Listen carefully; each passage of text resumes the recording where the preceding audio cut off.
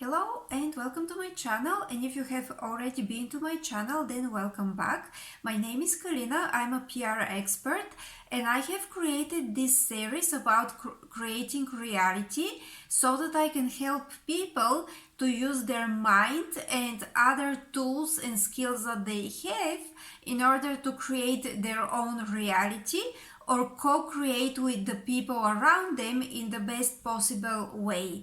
So in this video I'm going to talk about feelings, or why is it necessary to actually follow your feelings, but it's not in the way that you think.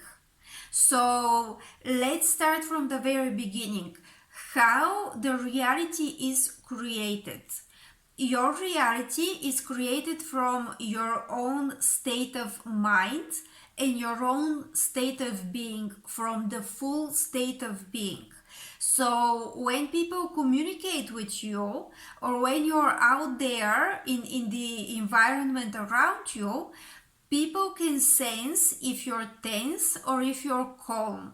People can sense, let's say, when you communicate with somebody, if you're truly confident, if you're truly calm, or if you're holding something, if you're tense, if you're putting barriers, etc. So the condition of your feelings, the way that you feel, I would even say your nervous system. And by the way, I'm not a psychologist, not a nervous system specialist, so don't take this as a medical advice of any kind or psychological. Just letting you know, I'm only talking from a perspective of a PR expert and somebody who has dealt with communications and somebody presenting themselves in front of people. So from that perspective. And when I speak about creating reality, I believe that manifestation is, and the law of attraction is something that is true. I believe that there is such a law. I believe that that's a reality. However, there are people that explain this law of attraction a lot better than me. So my channel is not dedicated to that. Just wanted to let you know, because I don't want any misunderstandings. So now what I mean, let's say you are having a presentation or you are communicating with somebody and you are triggered, but you're trying to remain calm and not show your feelings. You're going to have one state of mind and one state of being if you're actually triggered and you're tense, and a whole different state of being if you're not triggered and if it truly doesn't bother you and you actually remain calm. You're going to have one state of mind and one state of being if you get upset, if you get angry, and again you're trying to remain calm and remain logical and suppress your anger or something like that, in a whole different state of being, and that's something that people will feel if you don't get angry or upset in the first place. So for this reason, it is very important to work with your emotions so that you have the correct emotional state. Not because the other people will respond to that, because they will, but also this is going to affect you, and this is going to affect your own well-being and your own, the way that you create your reality and the way that you move through the world and the way that you make your decisions. So why am I saying that it's actually important to follow your emotions? This is because when you are in the proper emotional state or the proper state of being that is neutral, that is calm, then you have emotions. The natural function of emotions is that they're actually telling you about the environment. They're letting you know. Because let's say somebody is over there, you have intuition. You can intuitively feel this person, if they're good, if they have bad intentions, if they're lying, etc. So if you follow your true emotions, if your emotion, you have some emotion that is telling you without consciously comprehending it, but your emotion is telling you, okay, there's something in this environment that is truly not okay. So I may have to walk away, or there is something with this person that I don't feel like I trust them, so I'd better not, let's say, sign this contract, or I'd better not go along with whatever they are offering. Okay, so in this kind of situation, you may actually you need, it's not you may need, you need to follow your emotions. But the problem is that there's a lot of things and people and situations that are messing with your original emotional state, purposely or unintentionally. Because some people are manipulators, they want to mess with your emotions on purpose. Because when they mess up your emotions, of course, you cannot feel what you need to feel, and you cannot make the right impressions for yourself so that you can assess the situation or the person in front of you. Let's say they are manipulating, let's say they are messing with your mind. Let's say one example that is, I don't know if it's the best example, but it's the best illustration. It's like, let's say a joke that is inappropriate. You feel that this joke is inappropriate, but somebody is saying, why do you not have sense of humor? Or, oh, why are you so sensitive? And then you truly believe that, and your mind is telling you, oh, I probably should numb myself, I shouldn't have that emotion, right? So there is emotions that are telling you something about the situation or the person in front of you, but you're also manipulated into having different emotions, or maybe somebody is triggering you or getting you angry on purpose. And now because you're angry, you can't assess the situation properly. Or maybe there is somebody that they're actually a good person, there's nothing wrong with them, and you can have a great cooperation. Maybe you can start a job there, maybe that can be your business partner or another kind of partner or a friend.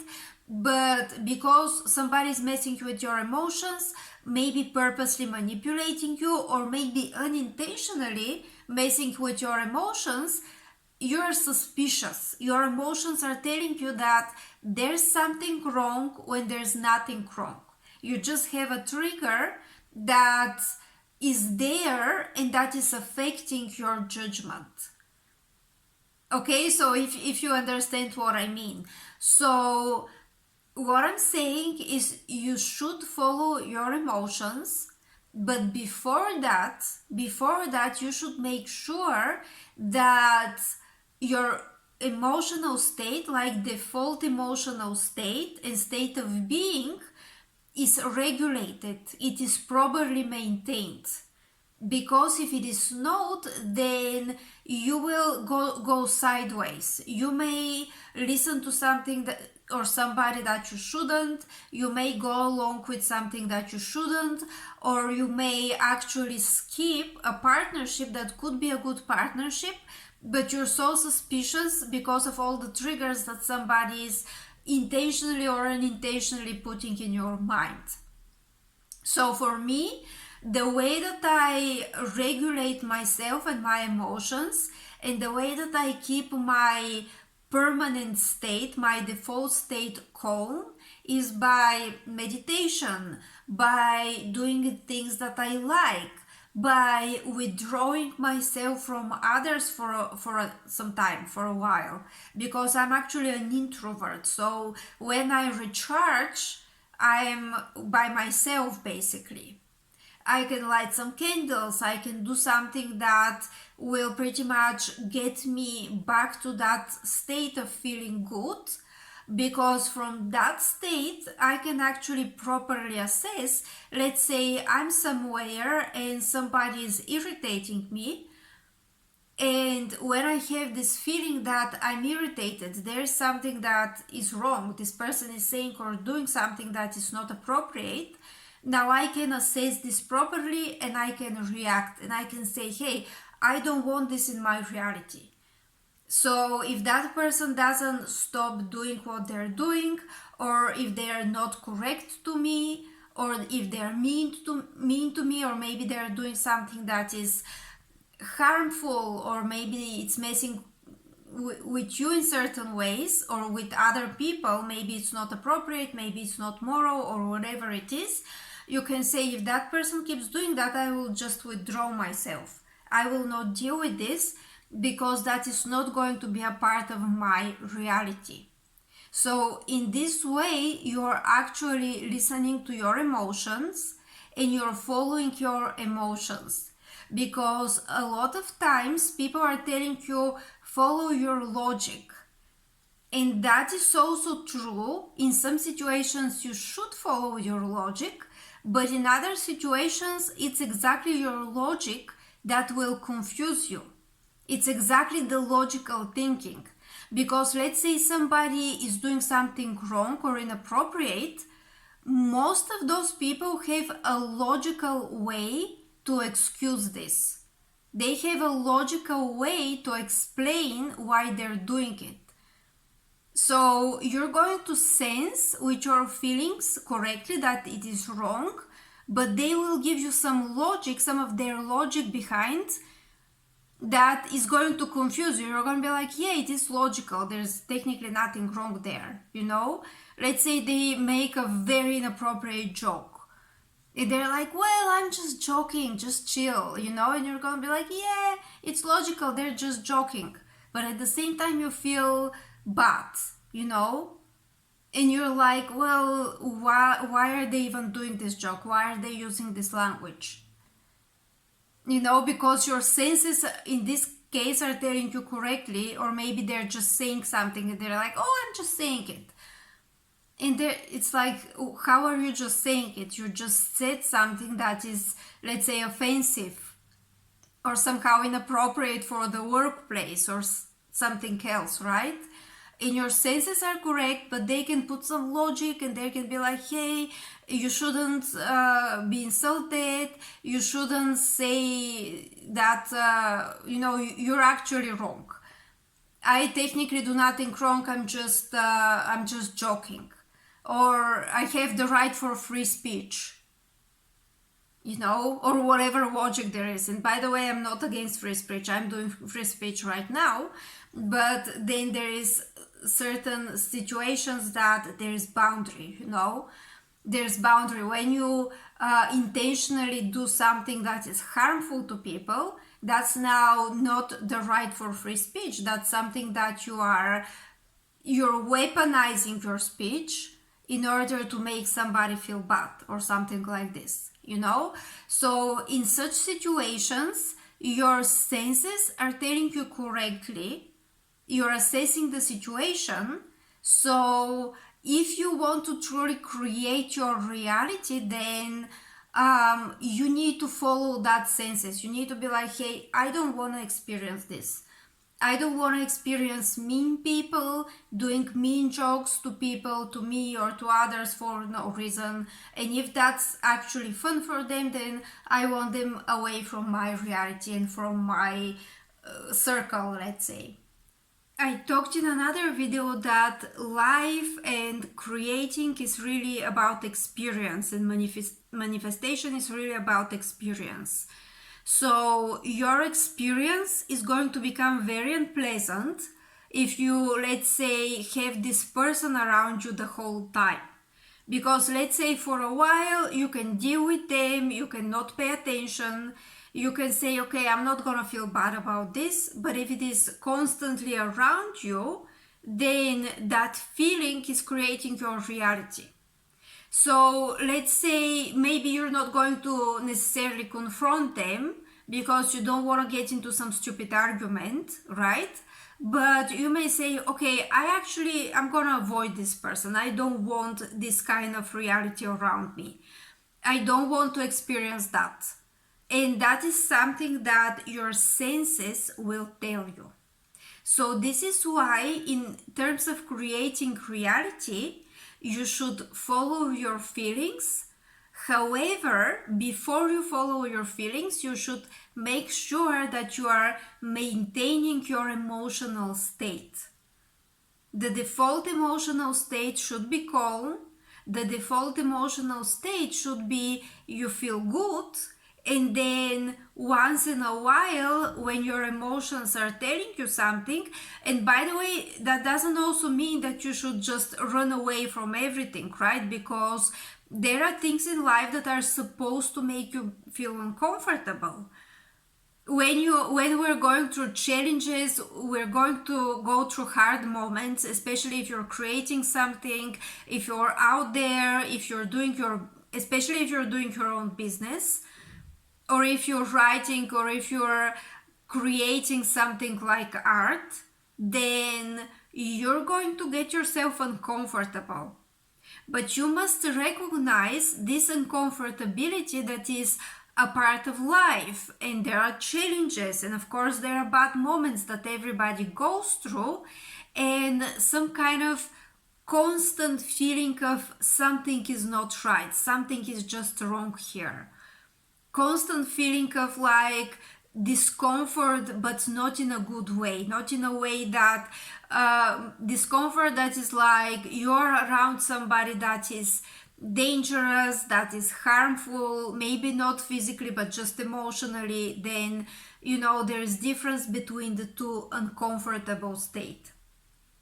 So from your calm, default calm state of being, you can start listening to your emotions. It is pretty much like the junk food. Let's say you eat a lot of junk food. You eat a lot of food that there is a lot of like things in it that are like a lot of chemistry in it, a lot of processing. It is very processed. Then your taste receptors start being adjusted to this kind of food. So then the normal food, the normal good quality healthy food doesn't seem tasty for you anymore because of this intense taste of that highly processed food, like the junk food, like the fast food, that they put the right amount of sugar and salt and other ingredients that just make it tasty, but it's not healthy. So when your taste receptors get used to that, then you have troubles eating vegetables, you have troubles eating the normal healthy foods that you would usually like in normal conditions. So it's the same with emotions. Let's say you want to listen to your emotions, you're in a calm state, you're working on regulating and being, stable emotionally, usually stable. But let's say you're going through an emotional roller coaster, or somebody in your environment is purposely creating the wrong emotions, or very strong emotions that are negative, or some kind of toxicity in the environment, Now, your emotions are used to this kind of higher, always overly emotional drama state, and then you can't even listen to your normal emotions. Your emotions are kind of deceiving you. You are not noticing things that you should notice, that are red flags, or you are very suspicious to something that is all good. It's both ways. It works both ways. So this is why in order to properly create your environment, you should be in the right appropriate emotional state, but also you should follow up to some point your emotions. And some people are gonna tell you, no, you shouldn't follow your emotions. You should only follow your logic because your emotions will lie to you. Well, in some cases, yes, that's true, but originally, the way that nature meant it, it's like we should follow our emotions. That's something that we should do. That's something that we should be able to do. Because we have emotions and they're there for a reason. And you can again give me some comments, tell me if you agree with that, tell me situations maybe that you have been through that your emotions were deceiving you and it was better to listen to your logic, or situations that you were listening to your logic and it's actually there was something like your intuition or some emotion that was telling you something was not right, even though the logic was there to validate it, and you went along with the logic, and then you should have actually listened to your emotional state. So tell me what you have experienced, and do you agree with this, and what do you think? And also you can like this video, you can subscribe for my channel, and you can share my videos in general, and I'm also going to leave a link below to my website so that you can see who I am and what I'm doing. This was for today's video. Thank you very much and have a great day.